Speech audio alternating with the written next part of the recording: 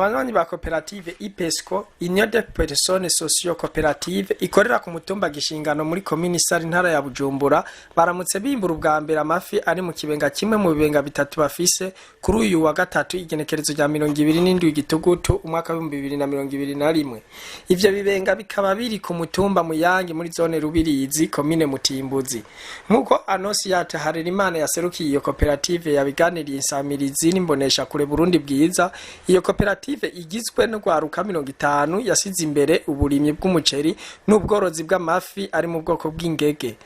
Umutahe ukaba wavuye mu banywanyi hamwe n'ingurane y'imiliyoni 10 bahawe ni banki y'ugwaruka bakaba bimbuye ibiro birenga gato amajana 3 vy'amafi biciye imiliyoni 3 z'amafaranga y'amarundi.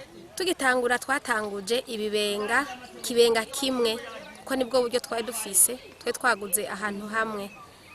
Mu nyuma no twiyumvira kurondera ingurane muri banke y'ugwaruka bije bacha baraduha iyo ngurane no twiyumvira kusha tugura handi hantu hegereye nyene naho twe twashize ikibenga ca mbere. Turiko turaraba rero umwimbu twe twashizeyo imivyaro ingana n'ibihumbi 200.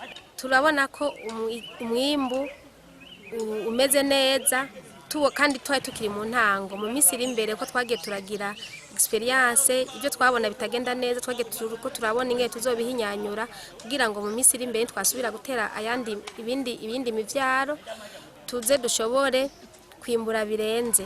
Abene gihugu begereye aho uwo mugambi uri kurarangurirwa barakenguruka kuko baharonkera akazi n'amasumo mu gihe koperative yimbuye. Muri iyo koperative baratera kamo urundi gwaruka kuja hamwe bagakora mu maboko mu mpuzu bakiteza imbere.